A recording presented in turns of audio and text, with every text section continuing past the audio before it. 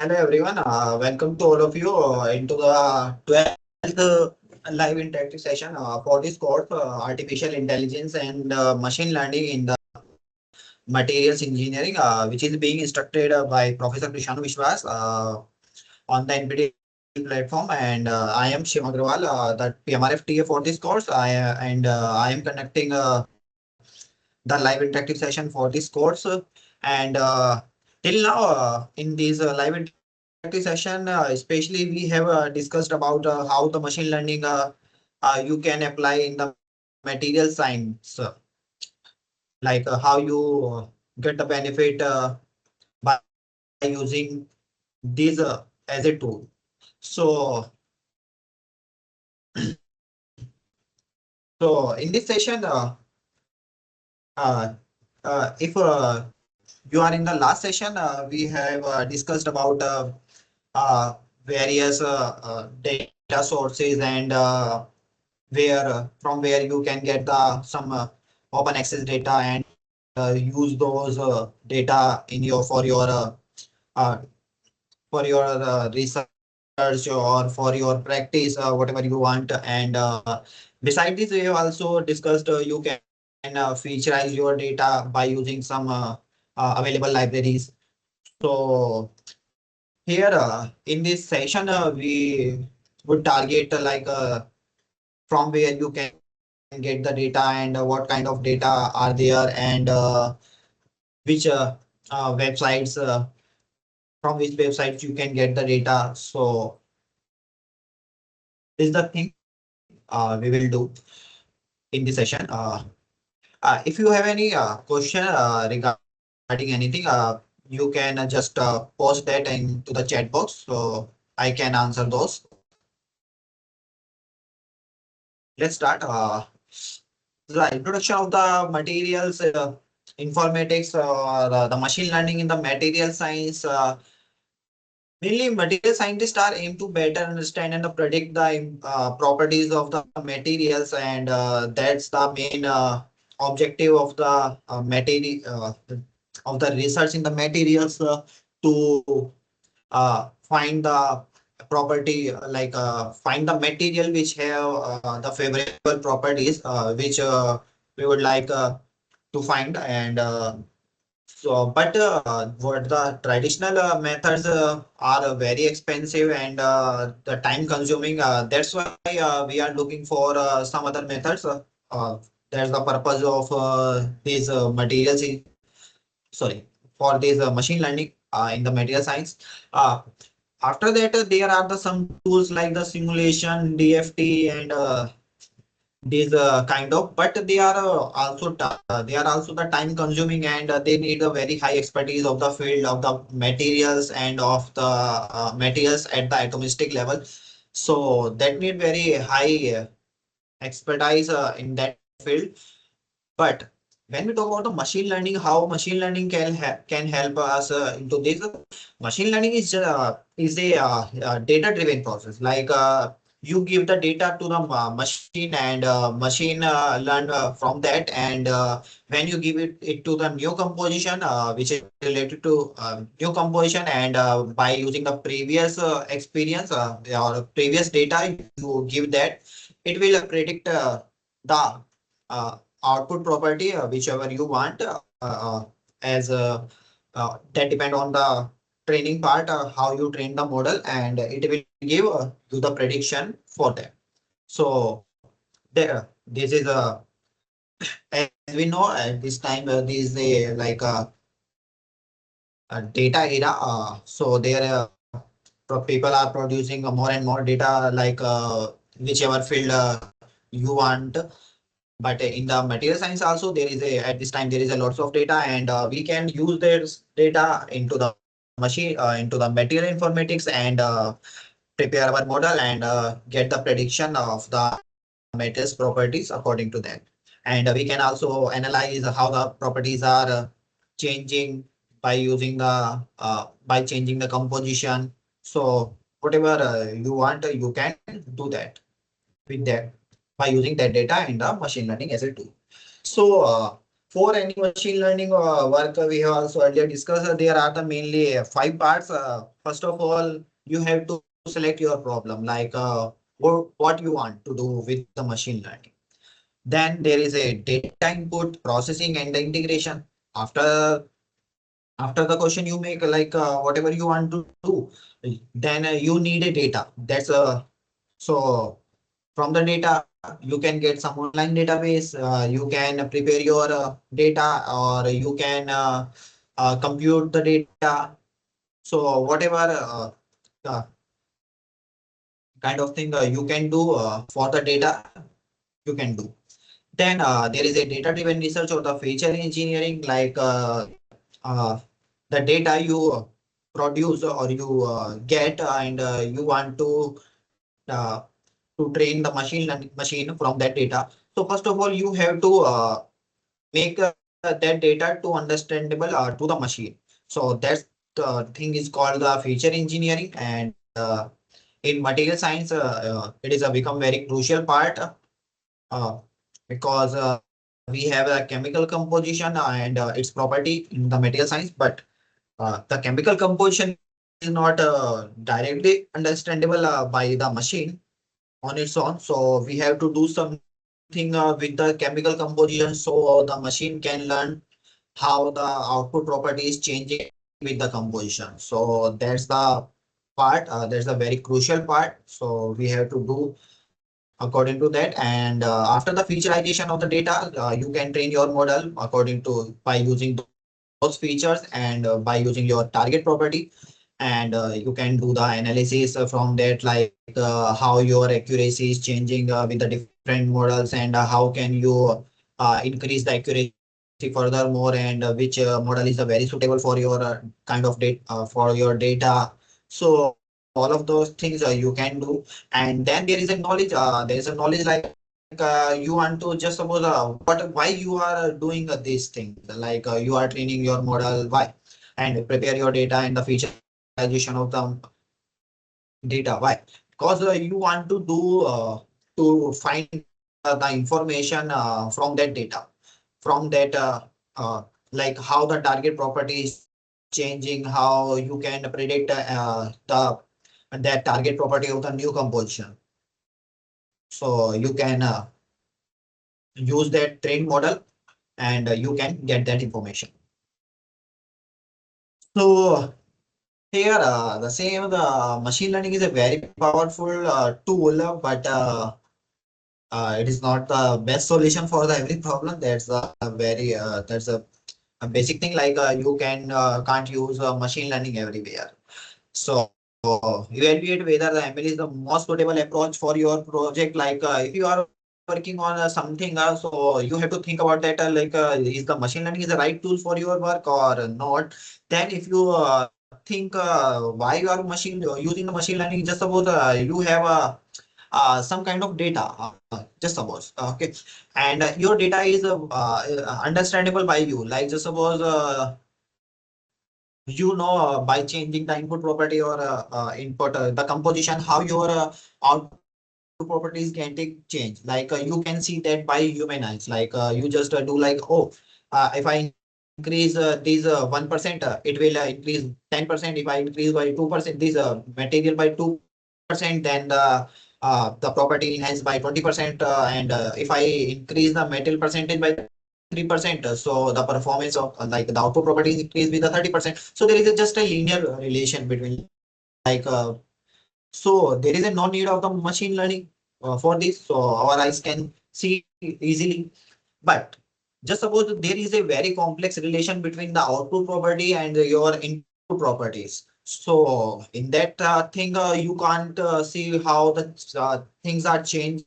And like suppose your output property is depend on the various kind of property. It's not depend on the one or the two property. It is depends on the various properties. So in that case also you can't visualize how your output property is changing as your input properties are changed.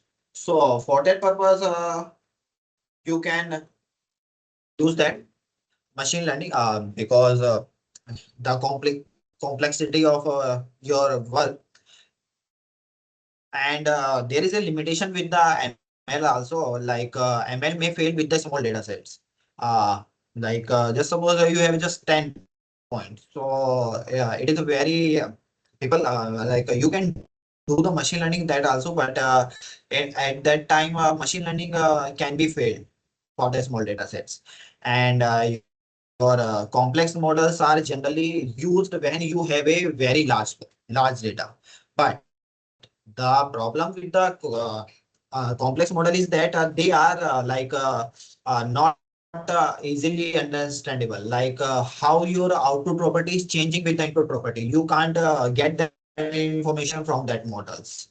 So that's why this kind of model is called black box models. Here one thing you can remember that as you increase the complexity of the models, of the machine learning model, the interpretation of that model is decreased. As you increase the complexity of the model, your interpretability of the model is decreased. So they are inversely proportional to each other. That's why very high complex model is called black box. But there are the and some few there are some new libraries which are coming, new methods are coming, sharp analysis, etc.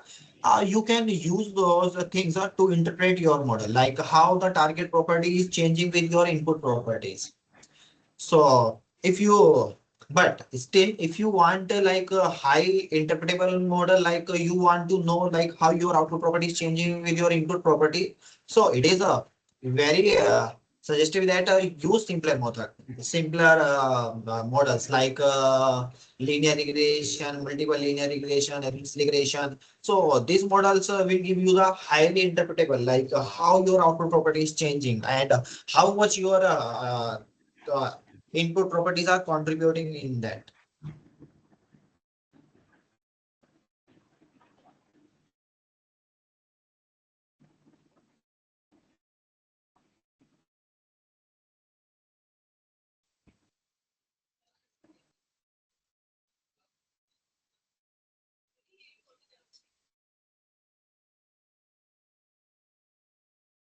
नीचे जाएगा ना उनके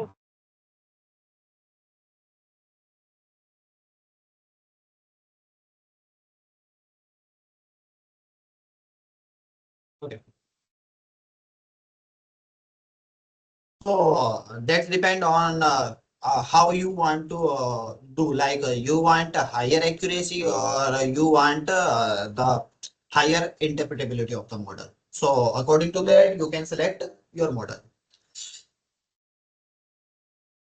Now, this is the some databases you can find online, and you can get the data from here, and you can use those data for your research or for your practice, whatever you want. So you can get this data. Here are some paid data, if you see the MedWeb, total materia, and ANSYS data and MedData, they are paid data, and uh, these are the free data like INST, TRC, sorry, NIST, TRC, alloy data, and you can also get the license of some data, you have to log in there, and after that you can use those data. Beside this, we have uh, see about these say train informatics and sorry, Jarvis data. This data have the various properties, they have the structural information and mechanical properties, the thermal properties of the material, and the electronic properties of material. And you can see they are available on the API or not. You can use those in your Python script very easily. And so according to that, how which property you want to predict, just suppose you want to predict the mechanical property. So you can choose according to that in which data you can find the mechanical properties. And same as for the thermal properties and same for the electronic properties. And if you see this data, these repositories just have the crystallographic data. So if you are work on the crystal structures and so you can go for this, and most of them are the paid basis. Like there is a just open access data is a COD, crystallography open database, which is generally used in the XID analysis in the expert high score. So these are the data websites. So if I see, sorry. So let's see. Uh, from where you can get the data, and this is the matters project website. If you want to go with that, like just suppose you want to look for the data materials, just search for the metals project, and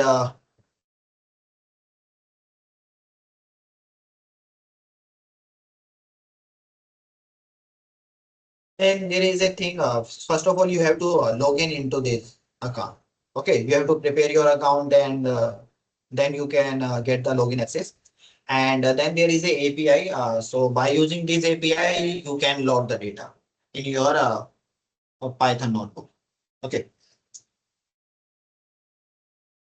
So here you can find like how many materials are there and how many registered users, and you can use uh, use different things here also besides the access the data. So this is the way you can load the data in your Python notebook. Okay. So here you can find the API key. So you have to look for your API key by using login, and then you can find that. So there are the various tutorial for using this thing. You can find that online or in this website also. There are some tutorial things. So after this, like just suppose in this metal project, you can do many things. Like just suppose you are looking for the phase diagram. Just suppose PFPV, I play. Oh, sorry. PSI and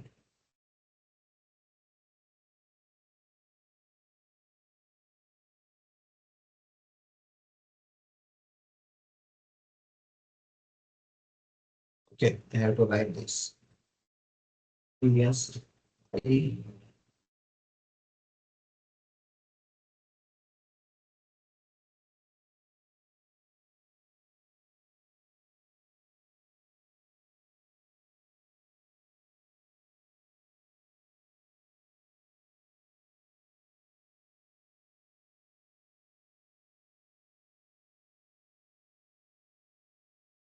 So this is the way you can find the phase diagram, and you can find the various information about this composition also, and you can find like how they are get this by using the this DFT model GG over GGA plus U, and you can get this 3D plot, 2D plot.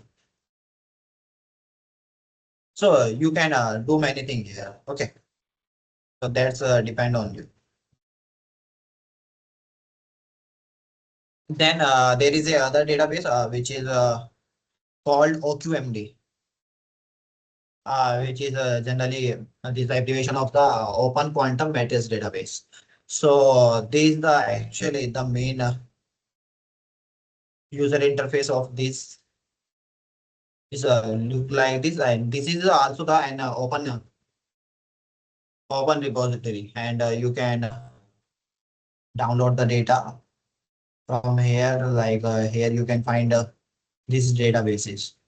So for your research purpose or for your work, you can download and use. By the way, you can also use the API, and these are some you here you can find a Python API, and you can also do the some analysis here also, like JCLP phase diagram and the visualization of the chemical composition, like the crystal structure of that.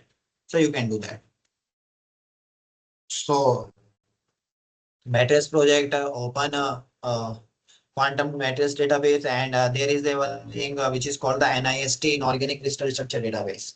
You can also use that, and but But this is a crystal structure database, especially for the inorganic composition, and there is some documentation about that.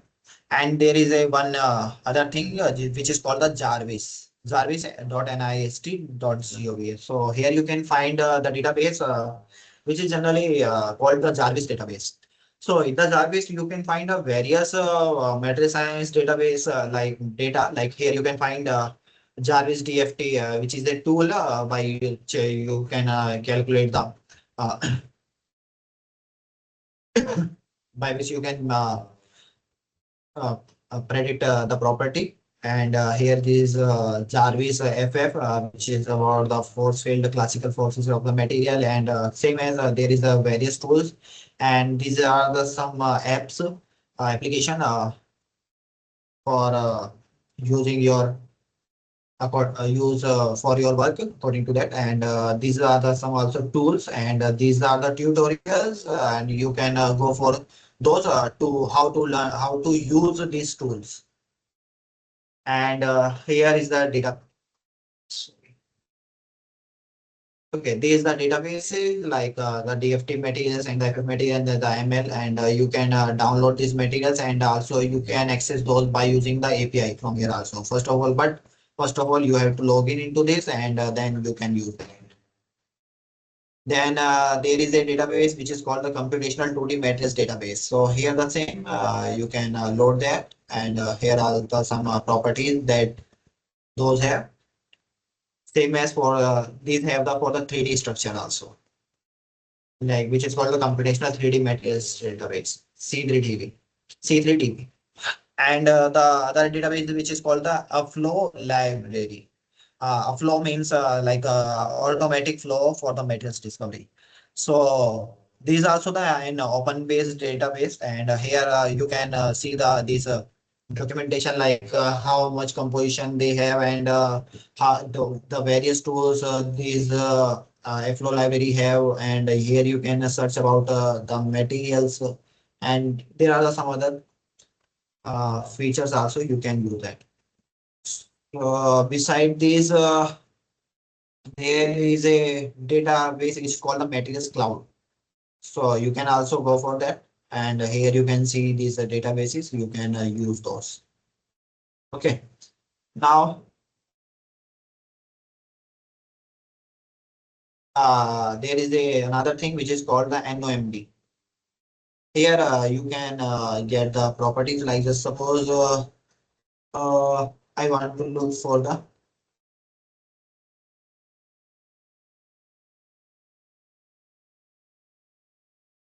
some property. Just suppose CS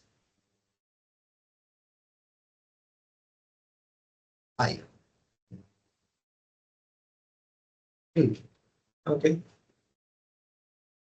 So here you can find what are the composition, and you can got the information about that. Then there is a database, Citrination, uh, how you can get the data from the Citrination. Just search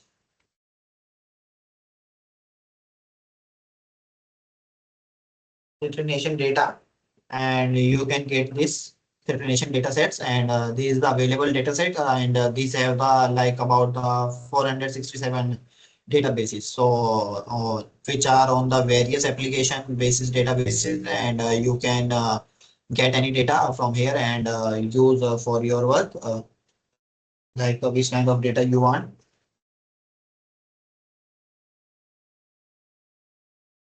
Uh, there is also the some database which is called the Matters platform for the data science. So this is the different databases from where you can get the open access data, and you can use those. Especially you can use those for your practice and your research.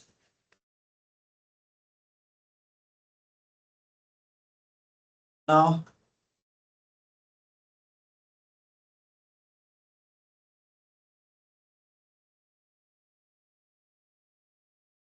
so these are some repositories from where you can get the data. Okay. Now, after getting the data, you have to process that.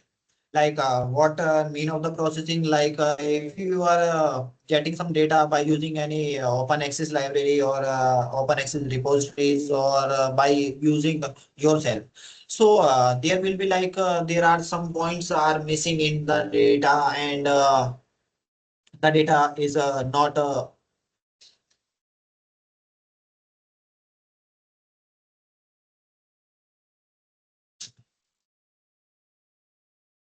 data is not like a balanced data. Like what is the meaning of the balanced data? Just suppose that you have a material which is divided into the two parts, just suppose, and your one part is have the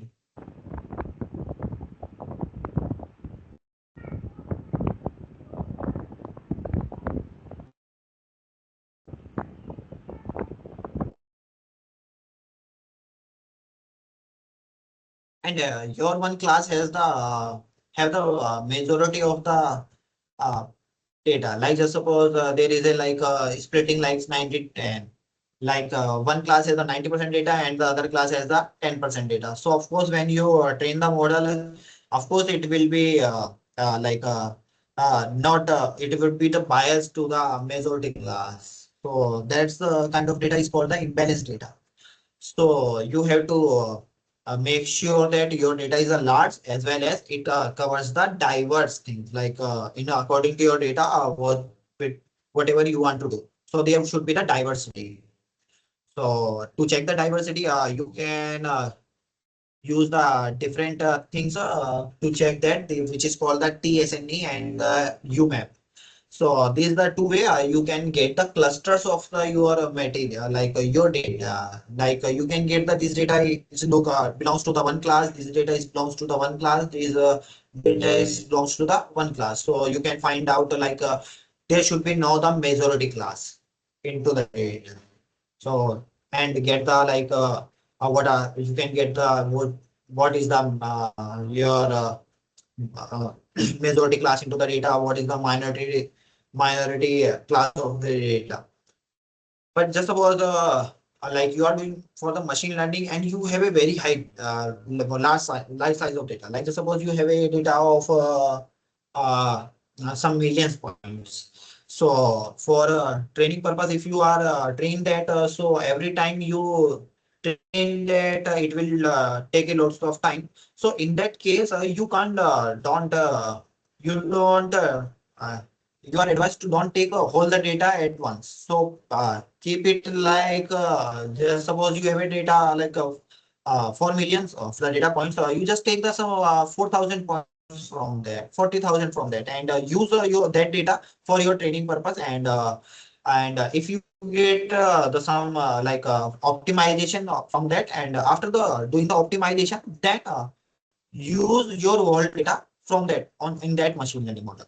So that is the advised and but in when you getting the some toy data set from there, please ensure that that data is the replica of your original database. That should not be like just suppose you sample the data from the whole and you are just target when you making it to a data set, just you target some class of the material. Don't do that. Make sure your data is just a replica of your whole data. In that case, if your model will be as it will be do for the toy data set, then it will give you the same accuracy onto the whole data set. So that is the thing you have to do. By the way, if you are looking for the more information, you can go for this reference, and they have a very good review article, or you can get some information how the machine learning have to be used. So after like you making some sampling, so you have to look for the missing values into the data outliers and some corrupt database like there is uh, some error into the data. So you have to look that and you have to clean those things and after that you have to use that data for your work. Before doing anything, ensure that the reproducible split. Like just suppose in the sessions where we uh, do the do we have trained the model in some previous session. We make the split when we take the some random number is just about 42. So you can take anything number, but ensure that that number should be fixed in your Volver, because as you like change that number, your splitting data set become different. Like just suppose in one split you take that random seed is just about one, just suppose 42. So your split like train and test data set are the different, but when you take the random seed number anything else, so that split will be the uh, other thing. So those train and test don't look like the same. So your model accuracy also should be changed. And uh, in the training set, you have to validate, if you are just about in the training purpose, you in the any ML model, you have to do the some hyperparameter tuning. So for the hyperparameter tuning, use your train database. Don't go for the test database.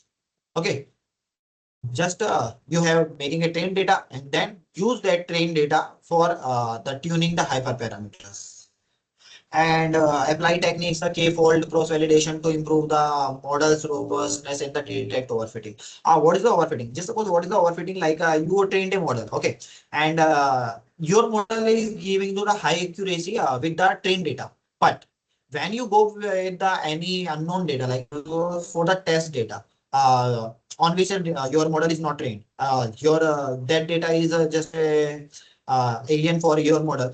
In that case, it will give it not give the high like a good accuracy. Like it give the high accuracy with the uh, trained data, but not giving to the high accuracy with the test data. In that case, is called the overfitting. Generally, accuracy of the trained data is higher than the test data, but there should not be the large difference. It is like a difference which is like acceptable. Like if I talk about the R2 value, so like suppose you are looking for the R2 score for the trained data, that is look like suppose 0.91, but your for the test data that should not be less than the 0.85. Okay, so if it is less than the 0.85, like so giving you that the value 0.70. So your test accuracy, test R2 score is just zero point 0.7 and your training is zero point 0.9. So there is a lack of the generalization. So your model is not for all the things like test and train. It is just for the training, because your model just learn just remember all the things which you have in your train data, and that's why not performing well for the test data. So in that case, there should be the some generalization thing. Okay. When we talk about the featurization, like the suppose till now we have talk about the your data, like how you can get the data, you can prepare the data on your own self, or you can use the data from any open based repositories, or you can do the some computation thing to create the data. But just suppose after having the data, what will you do?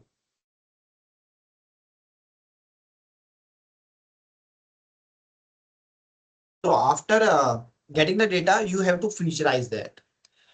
How you can featurize your data? First of all, you can featurize your data by yourself.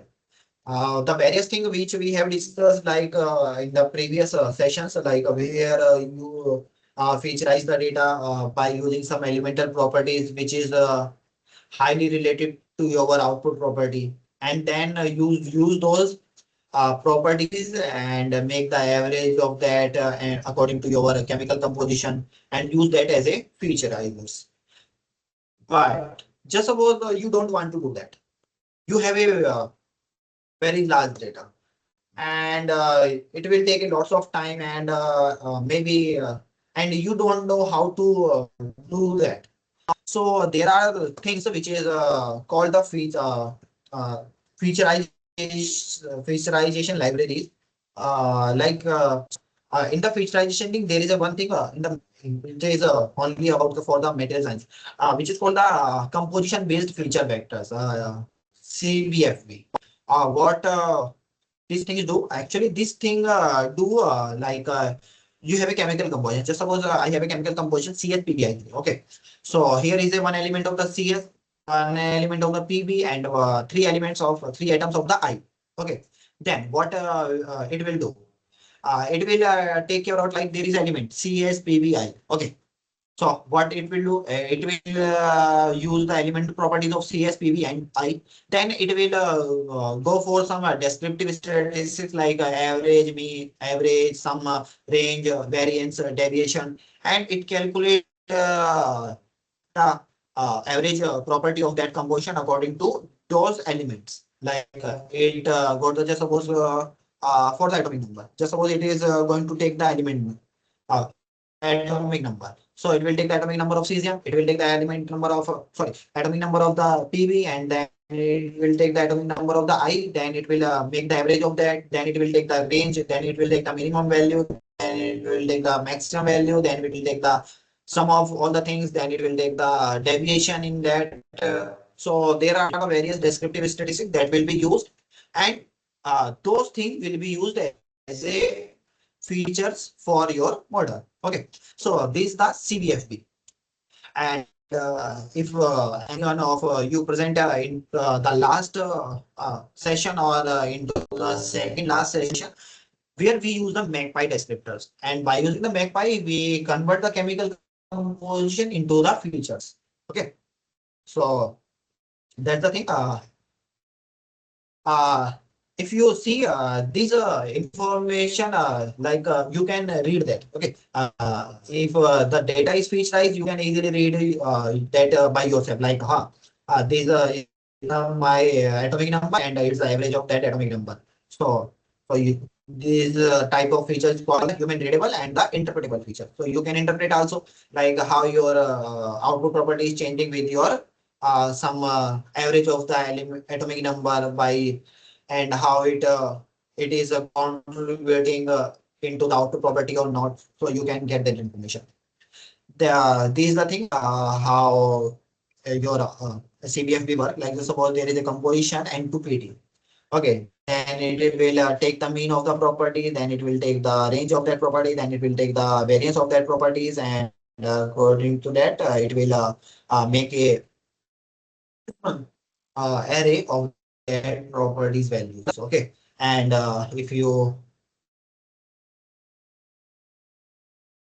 see here, this is the array for the N2PT2, and then it is for the barium phosphate, then it's the L2O3, and there are the input properties of the X and the of the materials, and this is the output property like your target value. Just suppose here it is take the pen gear, then it will try to fit according to this X train and the Y train, and then you can calculate the things. So this is the one thing which you can do to featurize your data. Then there is the other thing which is called the data-driven featurization. What is this data-driven featurization?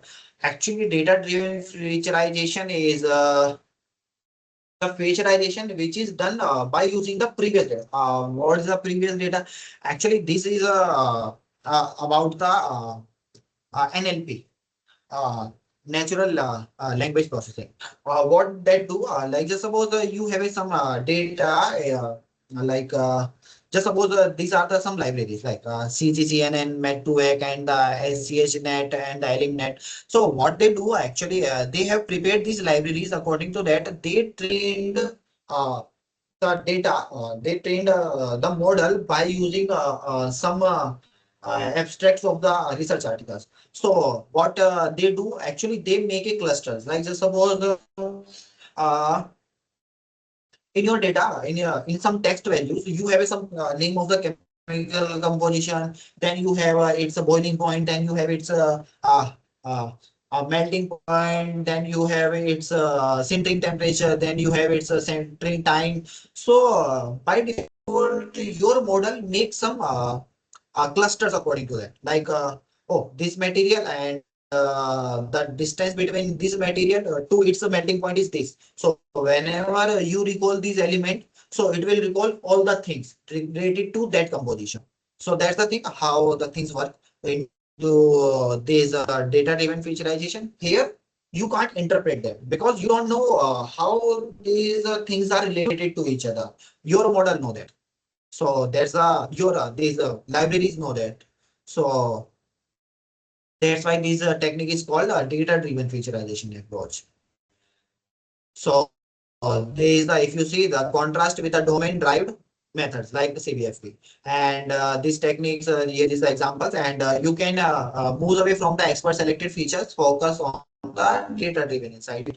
And when these work, generally these are applied when your data is very have a very large size database.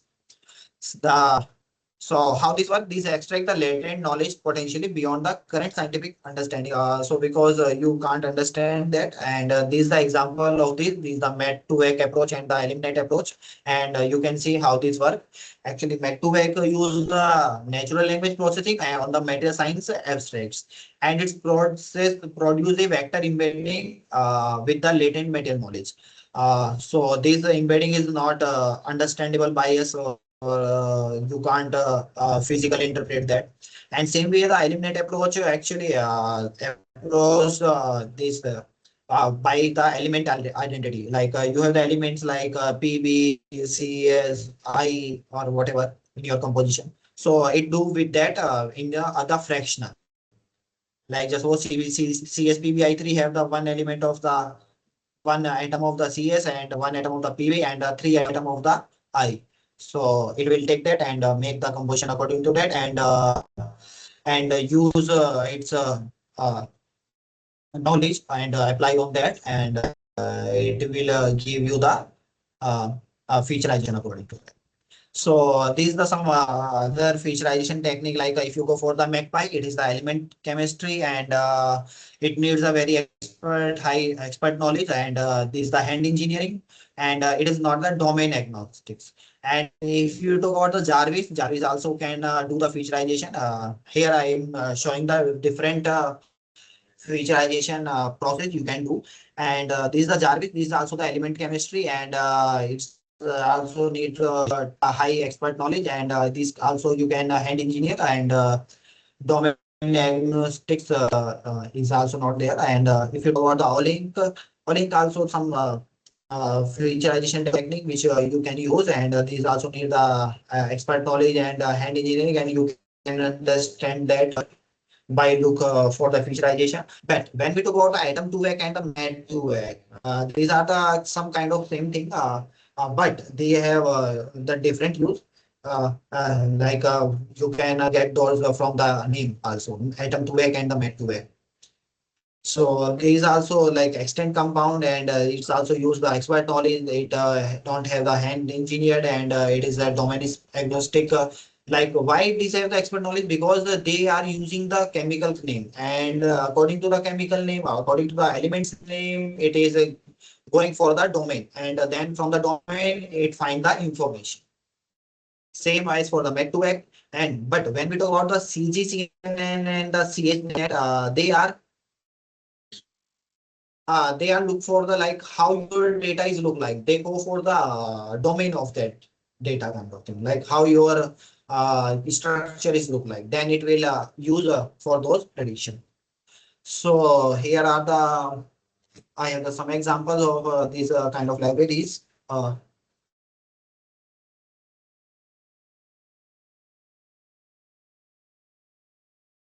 These Pymatgen. Maybe if any one of you attended the last session, we have used the Pymatgen in the featurization of the materials of the composition. Okay, and here is the another thing. Here you can find these tutorials and go for that, and you can do various things by using this. And this is the some other library and double here. And this is the ASC. From here, you can predict these things, and you can get the this information of the chemical composition.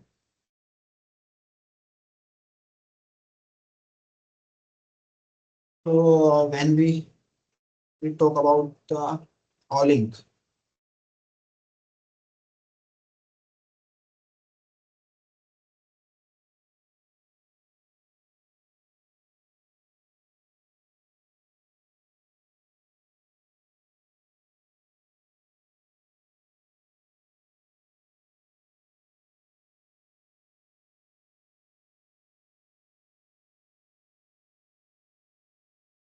Mhm.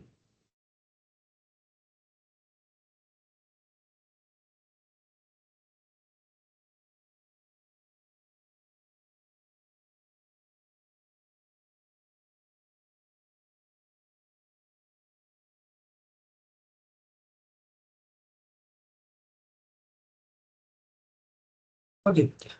There's a paper from where I'm showing you the information. Here they have used these different types of featurization and use on the different data sets, and they find the various things like if you see here they have used the fractional representation and averaged all over the properties at the different amount of the training data, and they use these random Magpie or link atom 2x Jarvis and met 2x, and they try to figure out how your uh, accuracy increased, and how your accuracy like which type of visualization gave you to the higher accuracy. But here they have find like the different problems need the different kind of data, like different kind of visualization. So how you can what kind of visualization you have to use. So for this that thing you have to look and to this paper and decide which kind of featurization if you are looking for the library based featurization especially. So you will look for this and use the features according to this. Okay, and see how your data is look like, and then decide. Okay.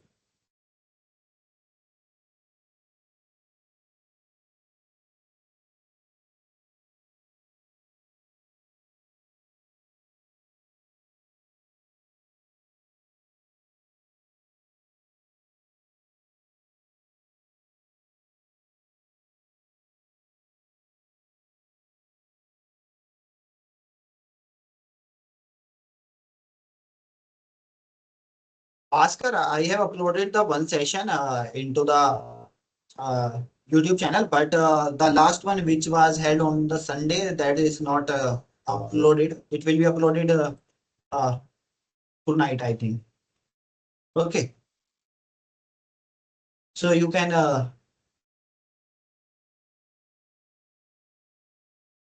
get those. Uh, are you guys have any question? We can discuss those, and otherwise we will go for to the our uh, Google Colab notebook, and then we'll do something like how you can use that. Is there any question? Hello, good evening, Shivam Aggarwal. Uh, Good evening. Okay, I like to know how to write the Python programming with help of the Jupyter notebook. With Do the you have help of any idea? Jupyter notebook. Okay, okay. You want to know? It is one of the Sorry. Jupyter notebook is one of the artificial intelligence. What do you call that software? I think.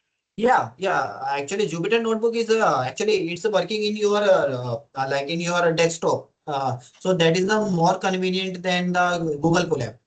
Actually, it is the same type of platform. There is a nothing different, but just you have to like control about the version of the libraries. Like just suppose you are working on the pandas, numpy, matplotlib. So it Yes. will be good if you fix the version of the libraries. That would be good.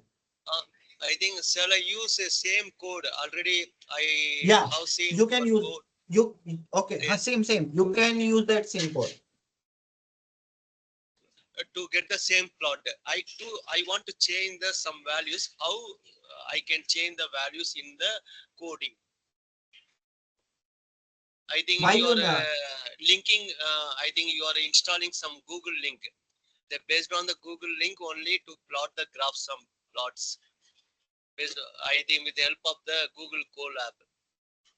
Yes, no, I have that's some. not needed.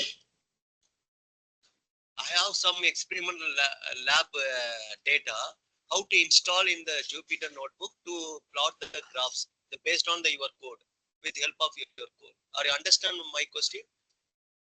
Actually, maybe what's your question is that you want to plot the data, like you want to some plotting by using the Python, especially Yes, in Jupyter. yes. Or Shall I use same code to plot the graph with the help of my experimental data? you can use that.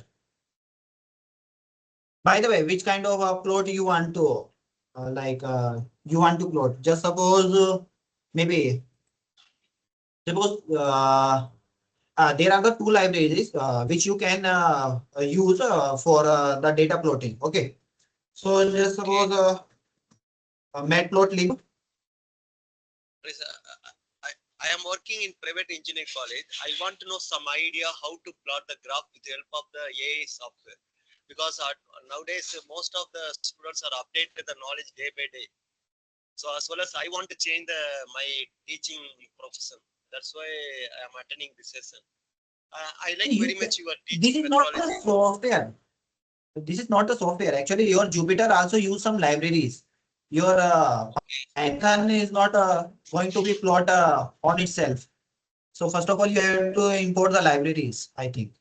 Okay, I think how to feed my data into the library. How to I feed your data. Yes, So there are the experimental two data. ways. Okay. Be- Okay. I will show you the some example. beca- Maybe I think that Yes, would be good. because we are using Excel sheet to plot the graph, or we are using MATLAB to plot the graph. So some software Okay. Origin we are using to plot the graph. How to use Google Colab to plot the graph with help of my experiment data. Okay. I will My show you. I okay, am showing you how you can do that. please correct.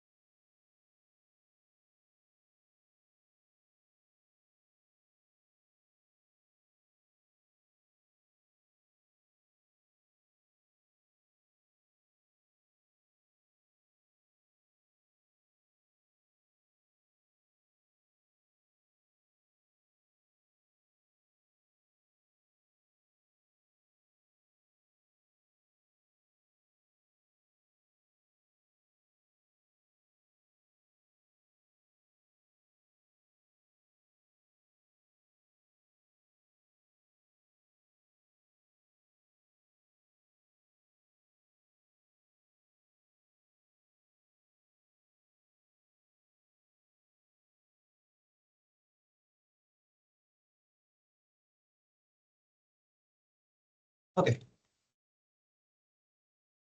So just suppose you have the data. Uh,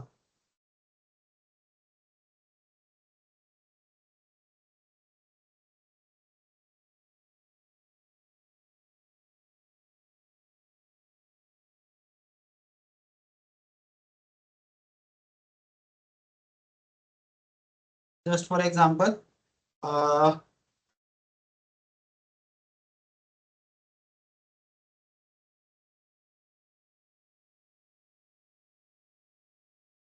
hmm, just I am giving some random number. This is the temperature, and this is the band gap. Okay.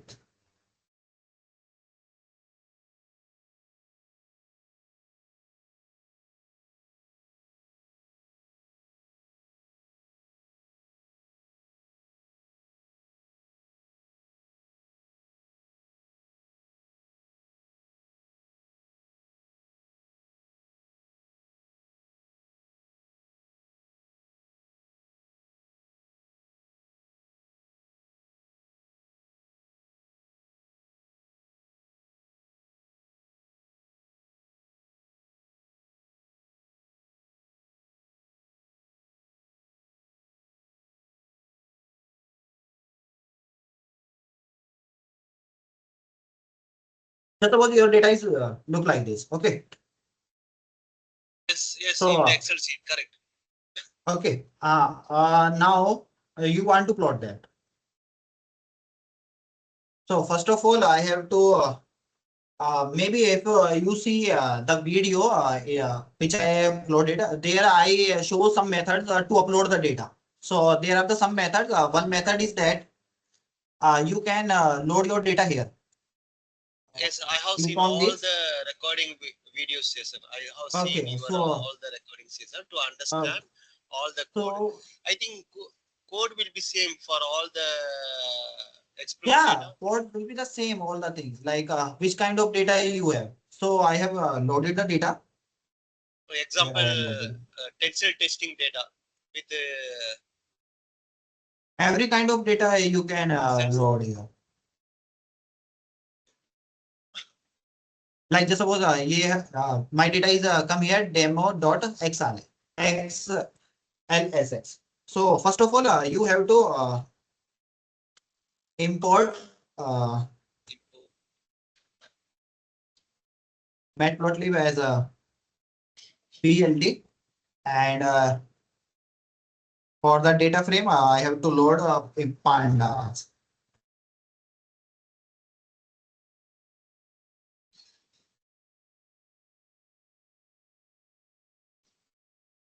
Pandas as PD. Okay. Now, just suppose like data is equal to uh, PD dot read. Here my data is Excel. So Excel underscore name of your data. So I have the path. So you can paste the path here. And now,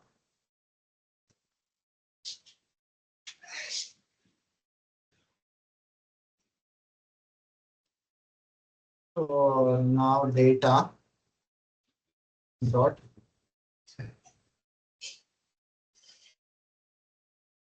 So these are data which I have uploaded. So now you want to plot this. So just suppose what I will show you at plot.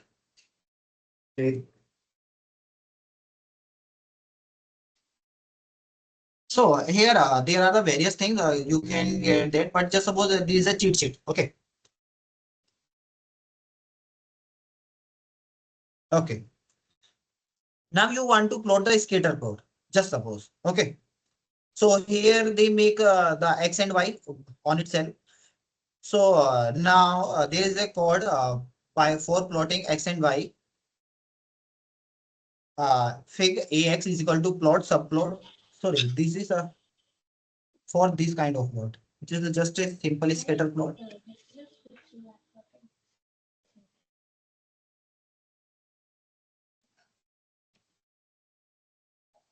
Okay. So these are some just a scatter plot x and y. So these are the codes ax dot scatter x y. Okay. So can I copy this?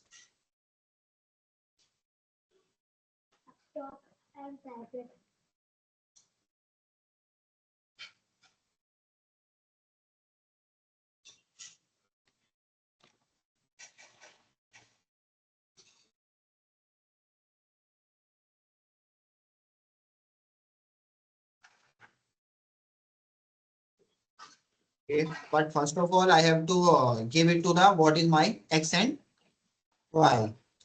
So x is equal to pd dot, sorry,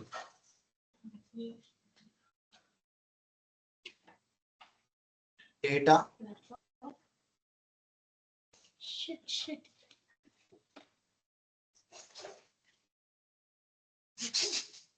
per net.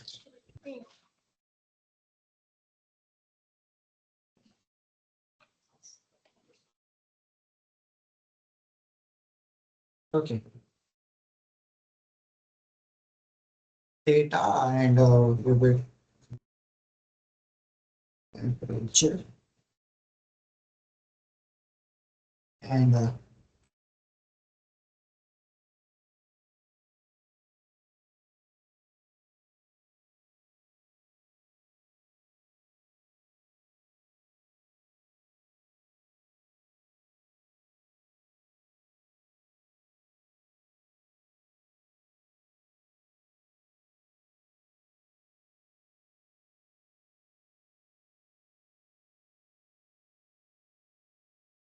sorry.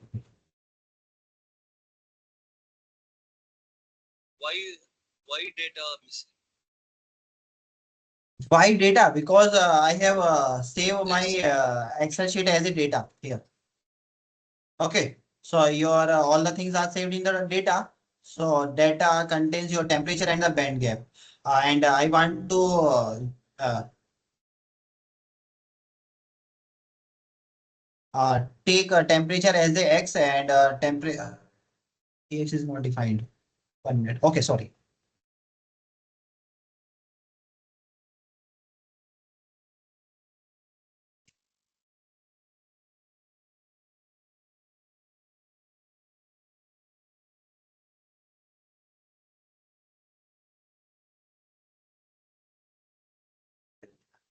Okay. Why is oh sorry, I'm making mistakes. F two ax is equal to PLT. Lots of plots. This is the fixed size equal to the size of the your figure, whatever you want. And if you now you can see this plot. Yes. Okay, so and Are you you doing can anything now? modify. Sorry, Yes, yes. Yes, y data, y equal data is corrected. Is correct. Okay. You got plot. this is the I got data. ideas. Yes, yes. Okay, Temperature X, so band cap y data. yeah. Actually, I have not included the titles. If you included the title, you can add those things. Like here is the label. How you can add the label. I'm showing this why so you can understand that how you can put that. So this is the thing you can have to add ax dot set y label whatever you want. Just suppose here is the band gap and ax dot set x label time. Okay. So if I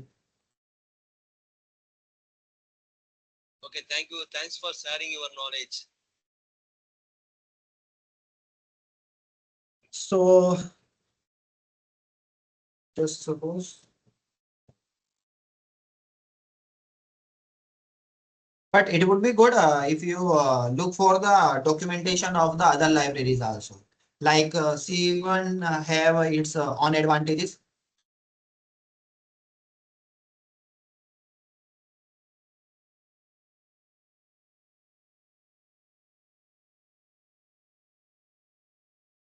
Sorry, I have not. So now your label is came and now otherwise you can change the like font of the material size like size of the text. Those things are also there and you can change the colors and you can broad this outline. Just you have to write some one line for those things. Okay. And this is also one thing you can save these plots by using this code fig.save fig. And then you can name it and you can also save it like TIF image, whatever you want. in any format you can save it. Okay. Is there any other question?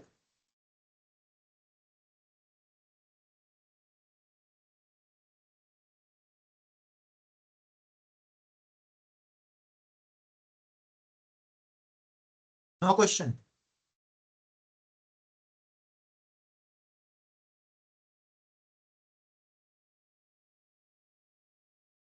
Okay. Now, Shivam, it would be nice if you can put sorry. Hi Shivam, Bhaskar here. हाँ हाँ Bhaskar. I have a request. Like it'll be nice if you can sort out some of like Sorry. it would be nice. Okay, it would be nice if you can sort out all these like softwares or libraries, whatever that you are using, and then make one. Software and library. What Yeah, yeah. I am using. Actually, there is this just maybe if I told you all the libraries which we have used till now in the live session, all Oh, those libraries just enough like pandas, numpy, matplotlib, c1, and skitlearn, and if you are working with the ANN, so you can install the TensorFlow also. Okay. okay, okay.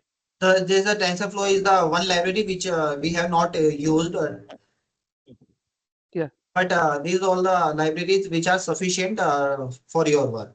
Okay, okay, okay. you I can do all the things. But okay, okay. so The smallest request is that it's good like if you can just put like your like libraries list or something, whatever that website links or graph plot links that you are mostly using in one slide, and if you can share it, that will be very nice, so that we like can explore it what? further.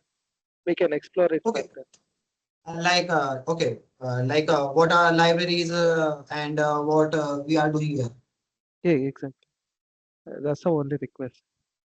Okay, Thank we can. I will add into the last slide I have, which I will upload. Okay. Yeah, yeah, yeah. Thank you so much. Besides this one thing, we have not discussed in the some paper. We look for the sharp value also. Okay, the sharp is the different kind of library actually that is used to interpret your model, like how your model is predicting your output by using your input properties. Okay, so you can also use that for your work. There is a question. Can we have an example of the feature engineering, like how we can correlate the properties to predict a certain one? How you can correlate? That is the domain specific knowledge. Like, just suppose, for example, I'm giving the same example again and again. Like you are predicting the band gap. Okay, and you have a composition. Uh, any like which is a ternary composition, just suppose. Okay, so how you can predict the band gap? So band gap should be correlated with the atomic orbitals of those composition, those elements which they that composition have consist. So so you can take the element like electronic element properties of those elements. Okay, and you can correlate those to the band gap of the material. So maybe that would be the best thing. Otherwise, that is not limited to that. Beside this, you can take all the element properties, like what element properties you have. Some physical properties, like what is the atomic size, what is the atomic radii, what is the mass, and so you can take those also. You can take. Are we practicing any code? If we got some time left, then sure. But I just because this is the last session, I just want to like take the questions more. What I thought about the today. Okay. So in the predicting the, so you can take the different properties. That's not limited to the electronic. Okay. So you can take some physical parameters like if just suppose you have the lattice parameters. of the material, you can use those also. But that should be good if you know the about the like how your output property is related to your input property, like your input composition. That would be the best way.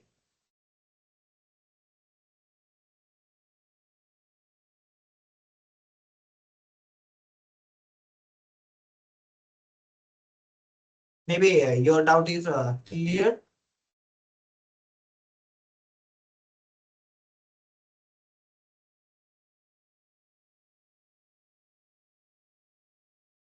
Okay. So is there any other question?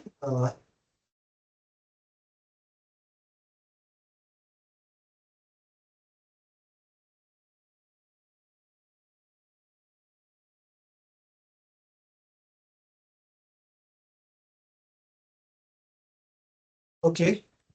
Then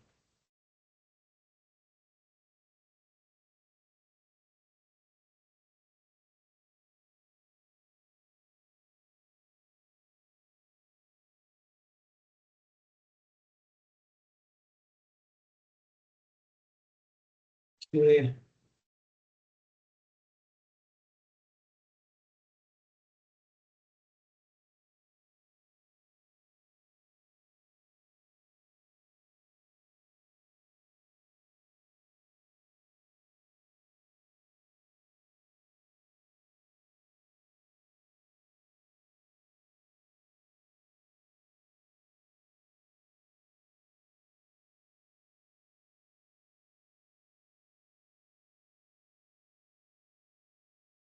Hmm.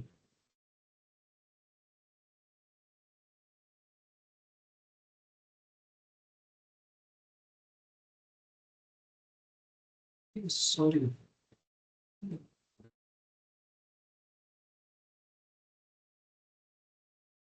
Which screen are you showing?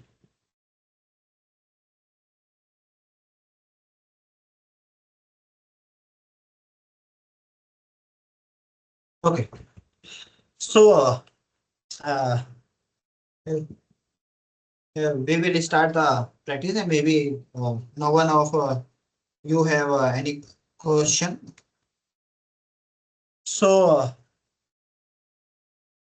this is the work which we have started into the last session. So maybe if is there anyone who is going to practice this session? So I can share the code according to that. According to that, is there anyone?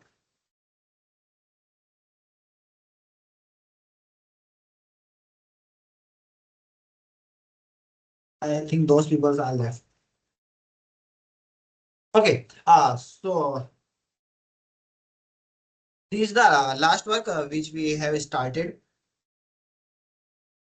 So uh, we have just import the libraries, uh, and then we see the available data sets in the Matminer, because we use the data from the Matminer in this in that work.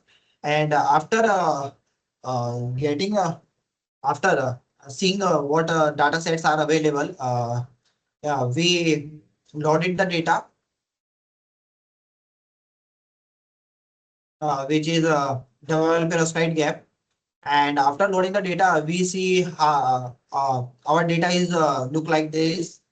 Like it's have its chemical composition, then it's have its like elements, which elements that have at the A1 position, and what it have the A2 position, and what it have the B1 position and the B2 position, and there is a gap which is calculated. Okay.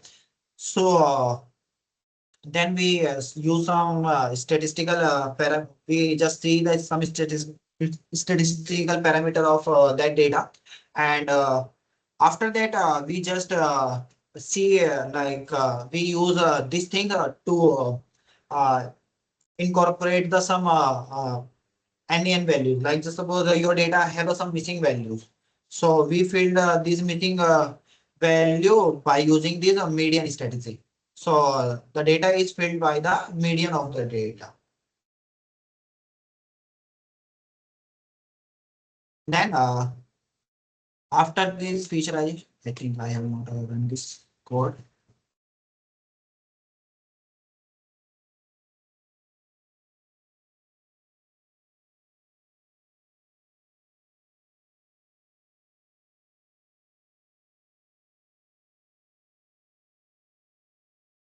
Okay, I got this problem.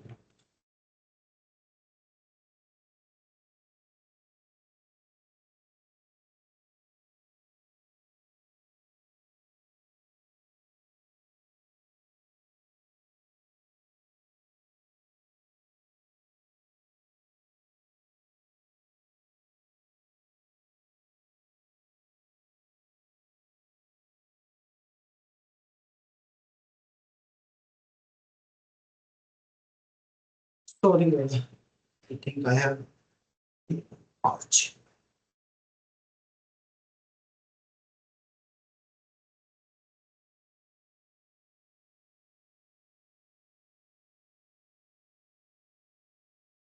Okay. So first of all, I have to load the Matmine. This is the code for that. As it required the some like version of the library predefined libraries like pandas, etc. So that's why this is for that. Here you can see we have defined the version of these libraries also.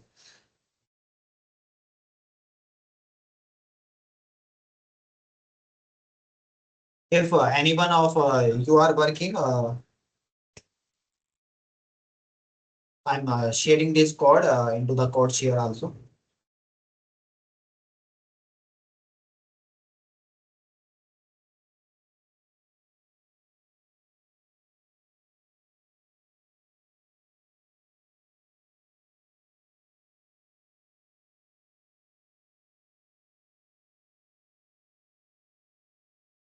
Why not mod? You can use a mod also. Actually, that's depend on your data type. Like just suppose you are working in data which is mod is more usable for that data, so you can use that. Otherwise, you can also use some machine learning technique also. That is like KNN. So you can also impute. You can use the KNN imputer also. So that's totally depend on your types of work. That is no relation like you have to use the median, you have to use the mode, you have to use the mean. So you can decide by using your data. There is no.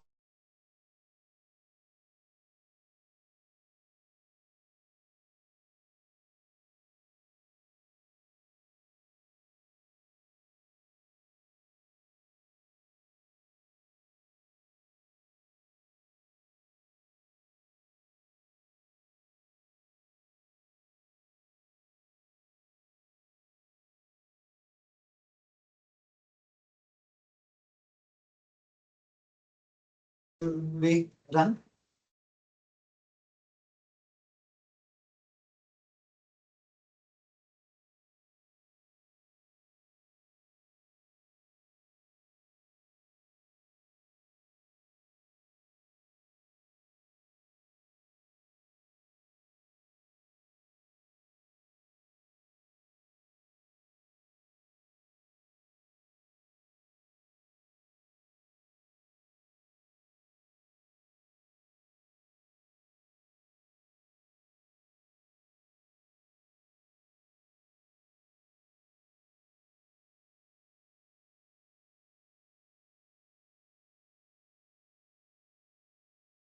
Okay. This cell is a run. And if you see here, we have used the Matminer featurization composition, which is the element properties, stoichiometry, atomic orbitals, electron affinity, and the ion property. After that, we see the what are the data sets which are available. So you can see these the different types of data set these Matminer have. So you can take any data and you can work using that. Okay. So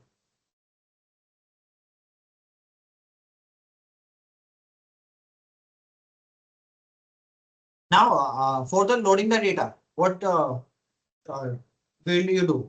For that purpose, is for that purpose, you have to write it like data is equal to data underscore load, which is a function of the Matminer library. Okay, this is not just a general function which you can use. This is from the Matminer, because here you can see I have write this from the Matminer dataset import data load dataset. Okay, so I write it and I take the data which is named as the double perovskite here. Here you can see this double perovskite. Okay. Then after running, data is loaded. Now you can see the columns in the data. You can see how your data is look like. So this is the code for that.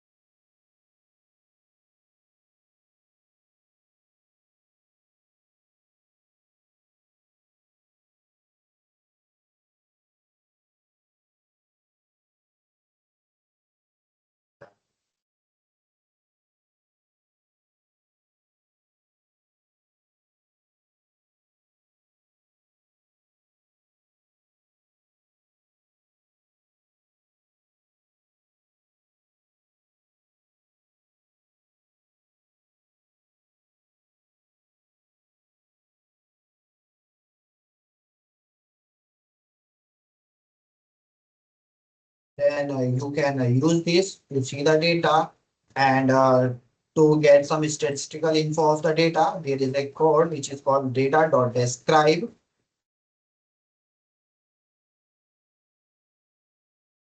Okay. This is the data.describe. This is the data.head. And this is for the NaN values. You can use mode, mean, anything else, whatever uh, is convenient for your data.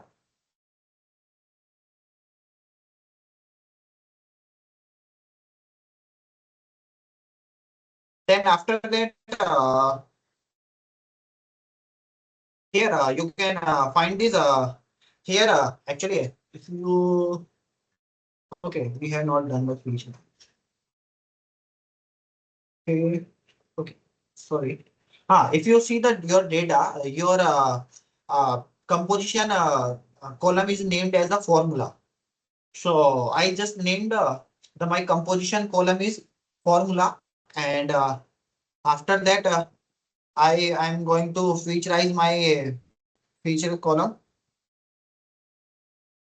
So data is equal to data dot drop NA subset composition column. So I will remove this composition column from the this subset, and after that def define we are defining the valid composition. What are the valid composition? Because there would be the some composition that don't have a particular name. Like just suppose by mistake sodium is which is Na, capital Na, but you just suppose mistakenly write it as a small NA.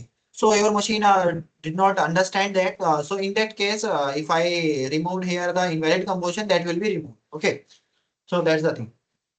So that's why we have used here, and all that composition that don't have a particular composition name, those will be removed.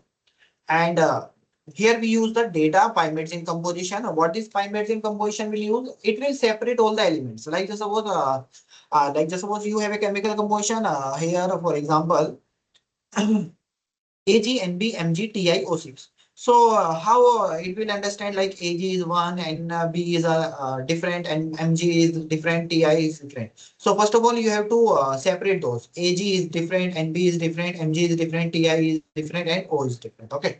So there's the thing which your Pymatgen will do. and your composition will convert it into that composition. Your machine can easily get those information. Then data is equal to data dot drop NA. Again, we have dropped this Pymatgen composition. And then what will it will do? It will do the featurizer. What featurization will do? Element property, stoichiometry, atomic orbitals, and the electron affinity. And our preset name is the Magpie. Because we show the some Magpie thing. From the Magpie, we are using this. Then feature data is comprised into a one frame, and that is saved as a feature data. So this is the thing, and your data is saved here, and now the data your x and y, it means your input properties would be this, and your properties would be this. Now after running this cell, uh, meanwhile you can also run this cell if you are working.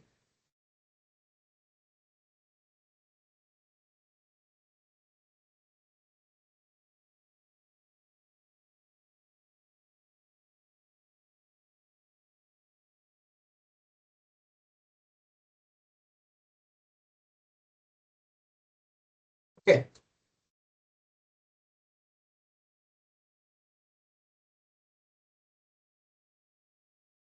So you can copy this and paste in your notebook and run the cell, and you can get this when your featurization is done, like the elemental property 100%, stoichiometry 100%, and atomic orbitals 100%, and electron affinity 100%.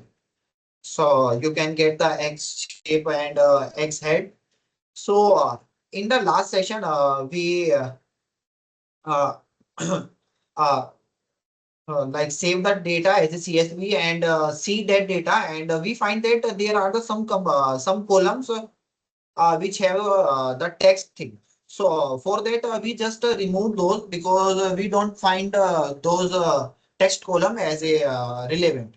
So if you find relevant, you can treat them as an input property. But in this work, we have are going to remove them. So now my X shape is 1300 rows and 141 columns. Okay. After that, now if you are going to want to describe that, you can describe, and you will get some statistical information of this. Now,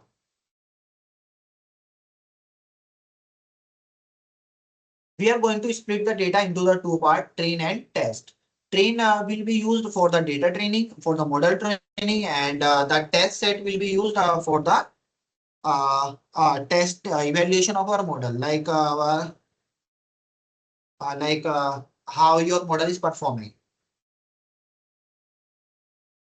Okay, so this is for that, and this is the scalar, standard scalar, and what is this standard scalar? Actually, standard scalar is used to standardize your data. How it standardize your data?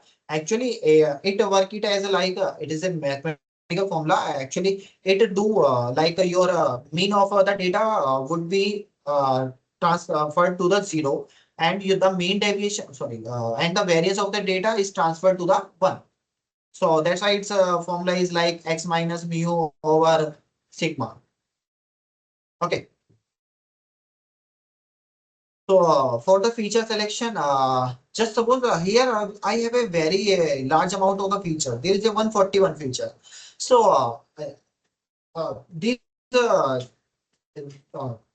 high number of the feature is increase the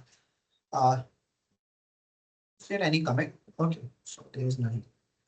So this high number of features is make create a problem for the your model, because then it will take a long of time, and because and otherwise other thing, it is not it would be a problem for your accuracy also. That is termed as a dimensional curves. Okay, curves of dimensionality. Okay, so that's why you have to decrease that so your model can perform in a it should be optimized in terms of accuracy as well as in time. So here we are using some method which is called the wrapper method. What is this wrapper method? Actually, I am going to run some code. Sorry, it is not a wrapper method. So how it will do? Actually, it will work on. I will use all the data and all feature as a input of any machine learning model, and that machine learning model will have something which is called the feature importance thing. So as it will decide how the feature importance thing uh, give give which features are more important. So that's why here you can see, first of all, I have trained the model which is the random forest. Then I fit by using these X train scale and Y train. Then I plot the importance plot. And from the importance thing, I just sort them. And in terms of importance, I just select only 20 top features. So those top 20 features will be used for further work. You can also get that like I don't like the 20 feature, I just want 10. So you can use 10. And you can also say like I just want 5 feature, or I want 50 feature. You can also do. So just suppose I want to see like my how my features like which features are left in these 20 features. So you can use this.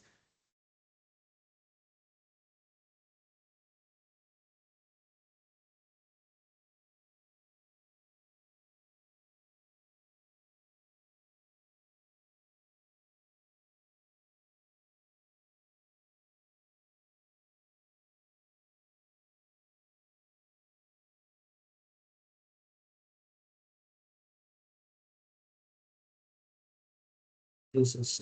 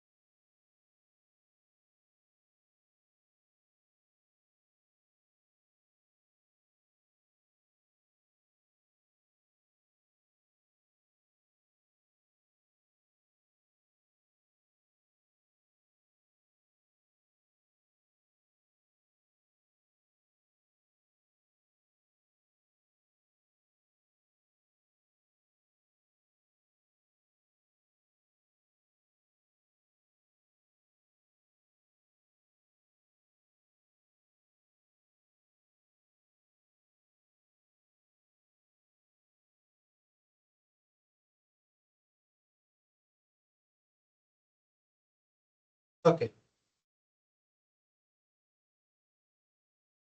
So here you can find that these average uh, ND valence and unfilled range of the n unfilled and the space group number, average deviation of the space group number, mean ND valence, average deviation of the n valence. So these are the some properties which are uh, contributing more in deciding the band gap. So I got these features, and now my model is going to be uh, trained by using this. So here we have used the MLP. It means ANN. So these are here we have used these 64, 128, and 64 hidden layers and hidden layer size, and our activation function was ReLU, and our solver was Adam. And the maximum iteration for this work was 500. It is just a preliminary thing. Like we are just training like in the just beginning stage. That's why we have just these basic parameter. So you can run that.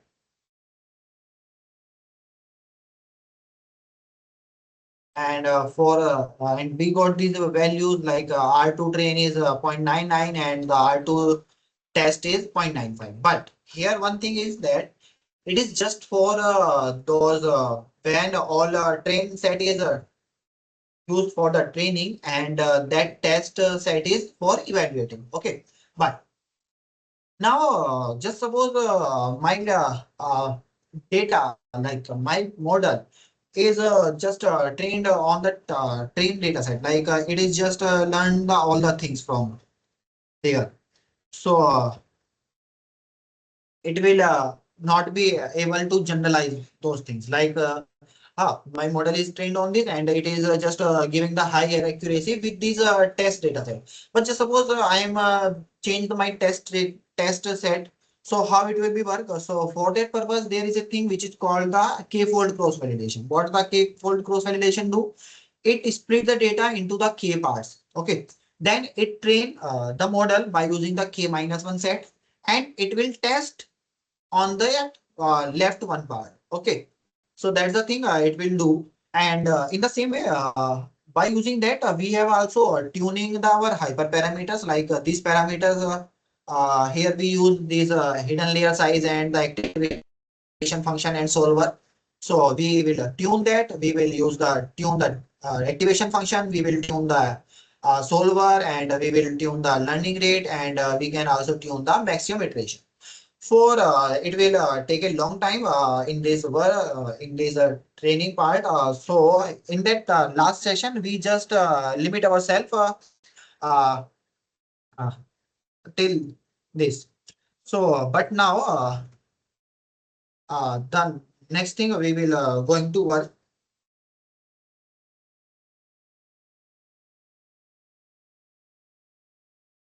which is called the sharp analysis. We have not done in the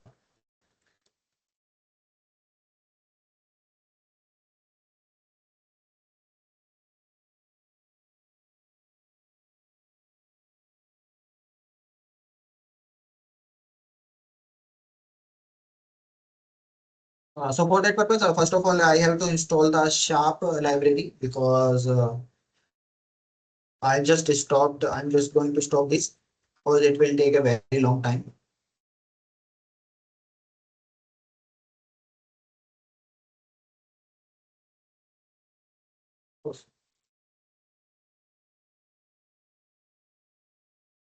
Okay. Uh, PIT install. Okay.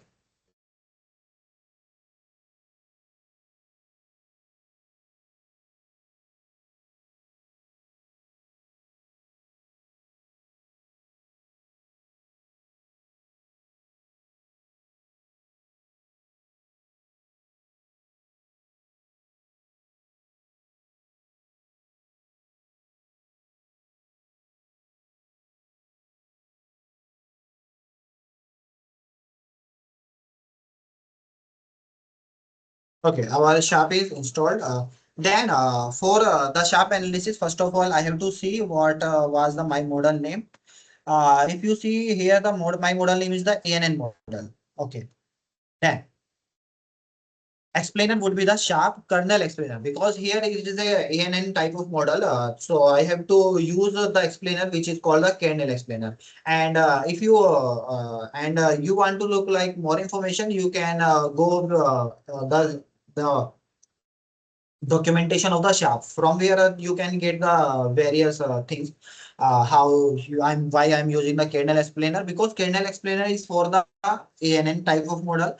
And there is a one explainer which is called the tree explainer. Tree explainer is generally used for the tree based model, decision tree based model, like your random forest, gradient boost regressor, etc. Okay. So ANN model dot predict, and on which it will it will predict for the scaled data set. Then sharp value is going to be calculated for the test data set. Then sharp summary will be plotted here. Okay. Sharp is not different. Okay. Or sharp.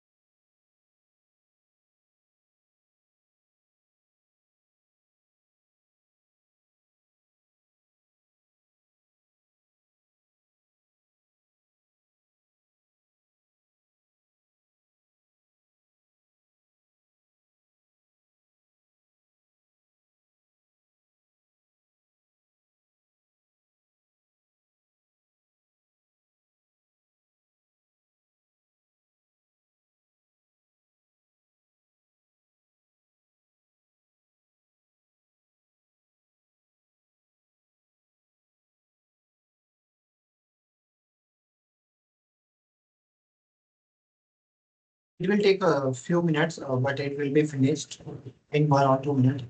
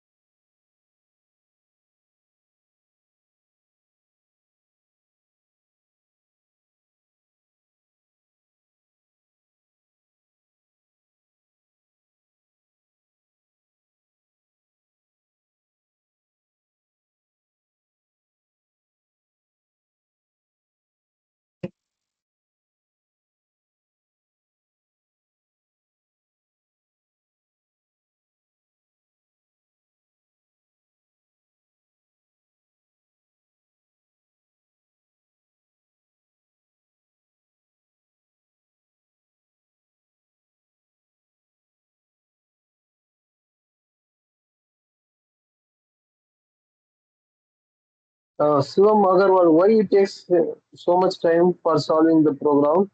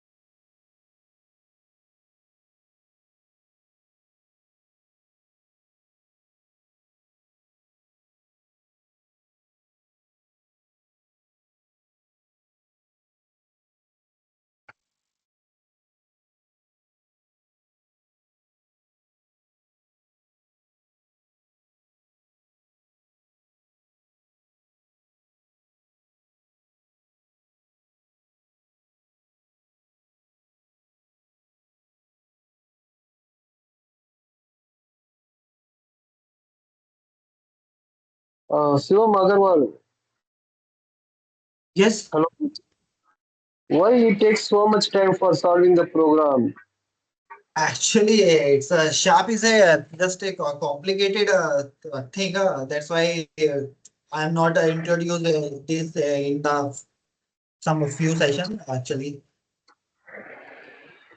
Because you are using 1044 background data. Yeah, actually, it has the very few data, but our input thing is like 20 columns. So for the 20 columns, it is going to solve all the points like how much that feature is contributing into the output. That's why it is Okay, taking this long time actually. okay, thank you.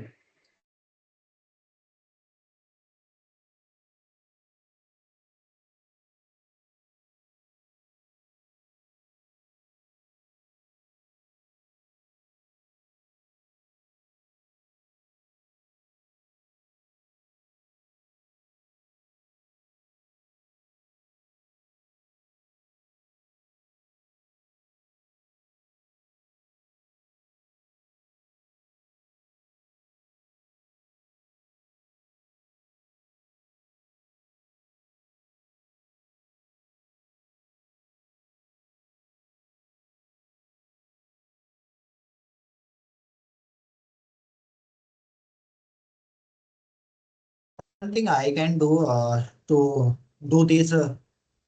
How many features it will have done? 17. Okay, there's a process to do.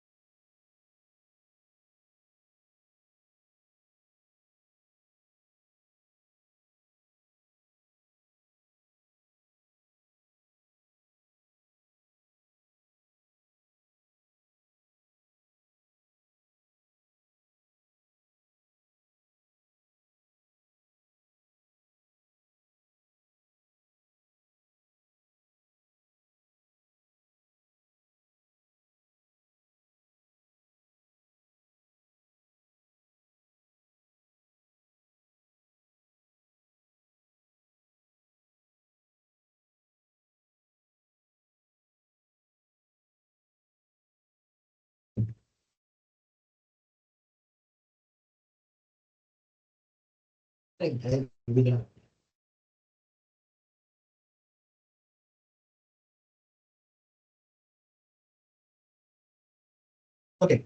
Uh, Maybe I think it is taking a very long time.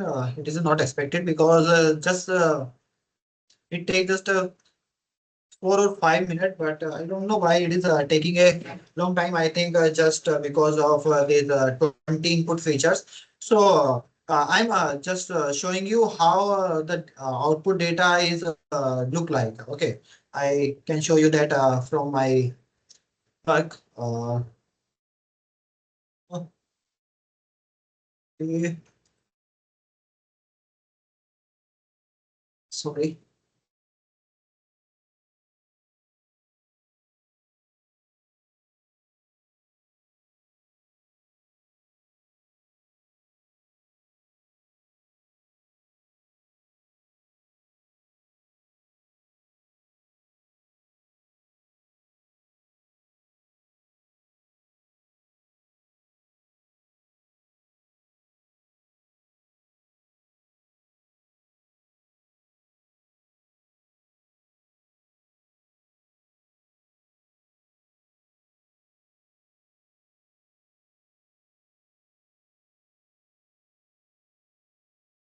Okay, now you can see here. The output of that somebody plot is look like this. Okay, here is just a 5 feature, and in that work we have taken the 20 feature.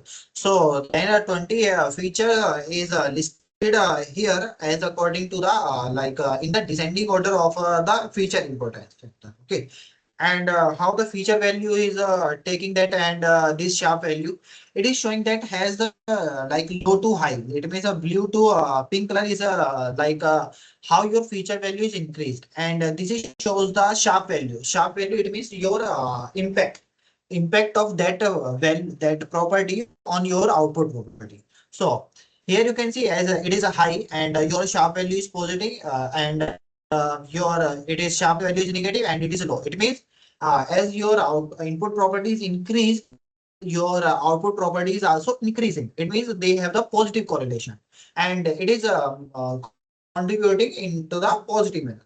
But as and on the other hand, if you see here, sorry, in this low value is the positive side. It means the low value of the feature is contributing in the positive side, positive sharp value. It means it is showing a negative correlation kind of. So the the sharp from the sharp you can interpret these things in this way. So that's why we use the sharp, and it is used to explain our complex models which are not easily understandable, as we discussed in our PPT previously. Okay, that's why we people are working on this. Okay, so and this is the just average values of this, how much correlation, how much positive or negative impact these feature are give your output property. So by using sharp, you can use this. Okay. And beside this, you can, sorry.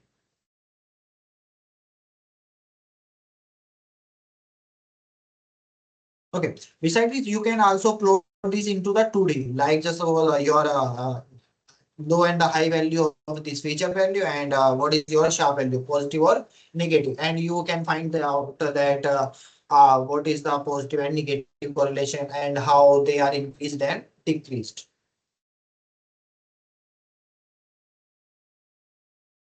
So this is the all the things which we have discussed till now, and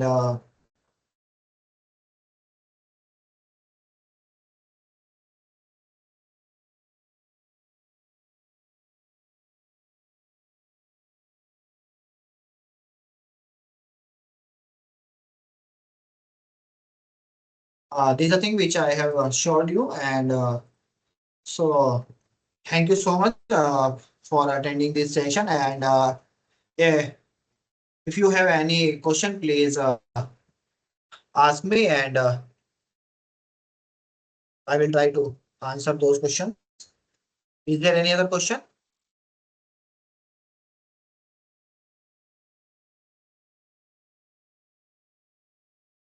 No. Okay. Thank you so much for attending this session, and uh, best of luck for your exam for this course. If you guys have any question regarding some videos and what we have discussed in the videos, you can uh, write your question into the comment. Can we have an example of the feature engineering? Example. Okay. We have that, I think.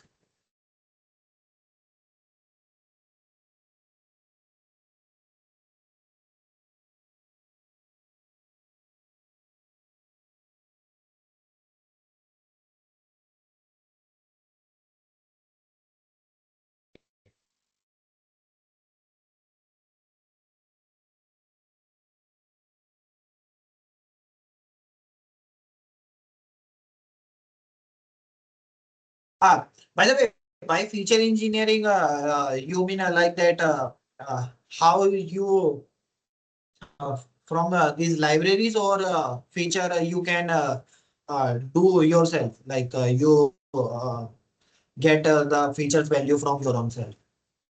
I think I will show you some data set.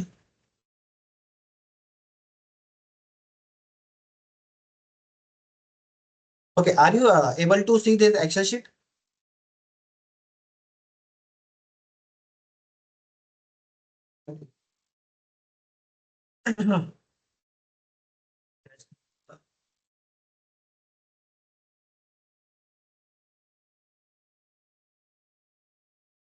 This is not the whole data, I think.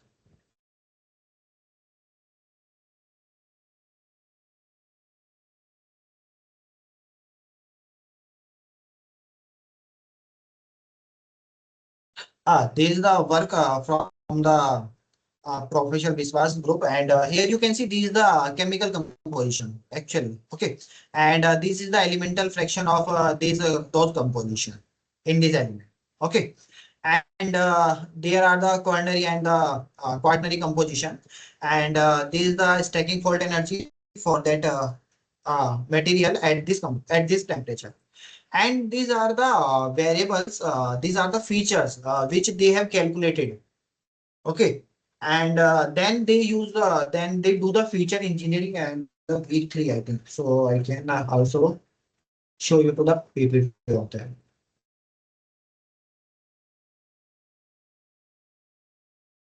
So this is the work. Okay. So in this work, actually they have these elements, and they have the distribution of the stacking fault energy in that data set like this. And after that, they do the featurization by using take these properties like element electron affinity, Pauling electronegativity, temperature, ionization energy, melting point, and they take the average and variance of those values. Okay, by using this formula for that composition. And after that, they last with the 42 features. Then after that, they use some wrapper forward selection method and this gradient boosting technique. And by using these two methods, they have just left with the seven. Okay. So that's kind of feature engineering they have done, and they have find out like specific heat average and ionization energy average contributing more into the deciding of the stacking fault energy. I think this kind of example you want.